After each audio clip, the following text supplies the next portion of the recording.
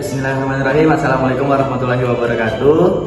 Saya Rekan Energi Saputra selaku moderator yang akan membawa jalannya video ini. Di dalam video ini kami dari kelompok 2 dengan tema pembidangan hukum akan mempresentasikan hasil makalah kami.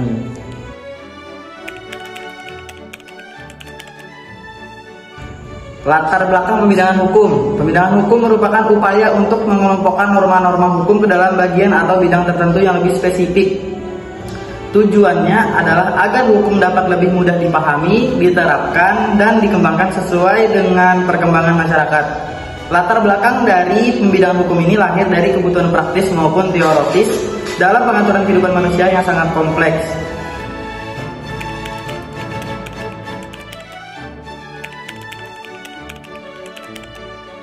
Adapun pembagian pembidangan hukum berdasarkan bentuknya itu terbagi menjadi 2, yaitu hukum tertulis dan tidak tertulis. Di sini saya akan menjelaskan apa itu hukum tertulis.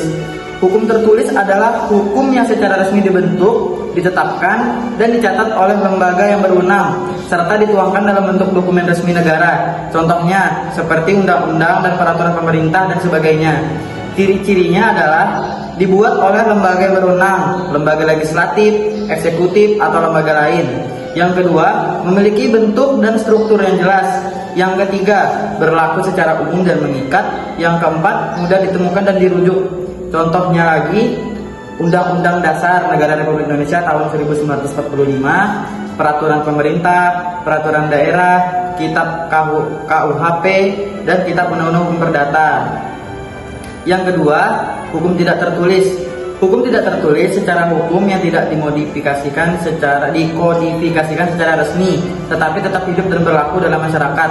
Hukum ini seringkali berupa kebiasaan, adat, atau praktik sosial yang diterima dan dipatuhi secara umum sebagai aturan yang mengikat.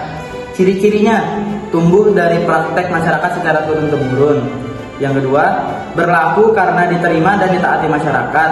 Yang ketiga, tidak tertulis dalam bentuk peraturan resmi. Yang keempat, bersifat lokal atau kultural. Contohnya, hukum adat seperti hukum waris adat di Minangkabau, Bali, Papua, kebiasaan dalam hukum dagang yang diakui oleh pelaku usaha, serta prinsip-prinsip yang tumbuh dalam masyarakat tetapi belum diatur secara tertulis. Nah, jadi kita sudah membahas pembidangan hukum berdasarkan bentuknya. Selanjutnya, kita akan membahas tentang pembidangan hukum berdasarkan hal yang diatur. Nah, pembidangan hukum berdasarkan hal yang diatur ada terbagi 2. Yang pertama, hukum publik atau hukum negara. Yang kedua ada hukum privat. Nah, hukum publik dan hukum privat ini nanti ada terbagi beberapa macam. Adapun pengertian hukum publik atau hukum negara ialah hukum yang adalah bidang hukum yang mengatur antar negara dan warga negaranya atau mengatur negara dengan negara yang lain. Adapun yang termasuk jenis atau macam hukum publik, hukum negara itu seperti hukum pidana, hukum tata negara, hukum tata usaha negara, dan hukum internasional. Sedangkan yang termasuk daripada jenis hukum privat itu seperti hukum perdata dan hukum perniagaan. Selanjutnya, yakni pembidangan hukum berdasarkan cara mempertahankannya. Nah, di sini ada 2 poin yang penting, yaitu yang pertama hukum material. Nah, apa itu hukum material? Yakni adalah hukum yang mengatur isi dari hak dan kewajiban serta larangan dan perintah dalam kehidupan masyarakat yang berfungsi memberikan pedoman tentang perbuatan apa yang diperbolehkan atau dilarang oleh hukum. Terus poin yang kedua yakni adalah hukum formal. Nah, hukum formal ini hukum yang mengatur cara-cara mempertahankan dan menegakkan hukum material. Terus yang berikutnya adalah pembidangan hukum berdasarkan tempat berlakunya. Nah, di sini ada 2 poin penting. Yang pertama adalah hukum nasional, yang kedua adalah hukum internasional. Nah, apa itu hukum nasional? Hukum nasional yaitu hukum yang berlaku dalam satu negara tertentu dan hanya mengikat warga negara atau orang-orang berada dalam wilayah tersebut. tersebut.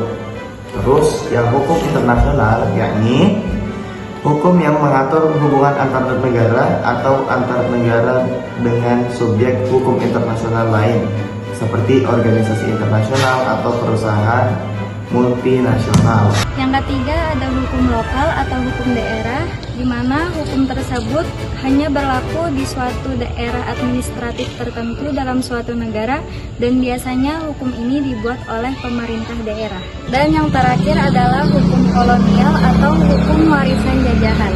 Hukum ini dibuat oleh negara penjajah dan diberlakukan di wilayah jajahannya. Di beberapa negara bekas jajahan, hukum ini biasanya masih diberlakukan apabila hukum ini belum dicabut atau diganti.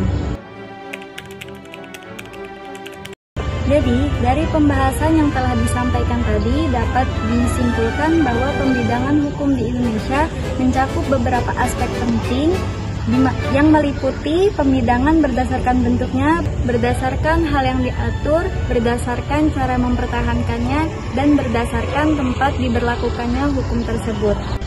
Dari adanya pembidangan tersebut, diharapkan sistem hukum di Indonesia dapat berfungsi dengan baik dan menciptakan keadilan, ketertiban, dan kesejahteraan bagi seluruh lapisan masyarakat Indonesia. Sekian video presentasi dari kelompok kami, kurang lebihnya mohon maaf. Wassalamualaikum warahmatullahi wabarakatuh.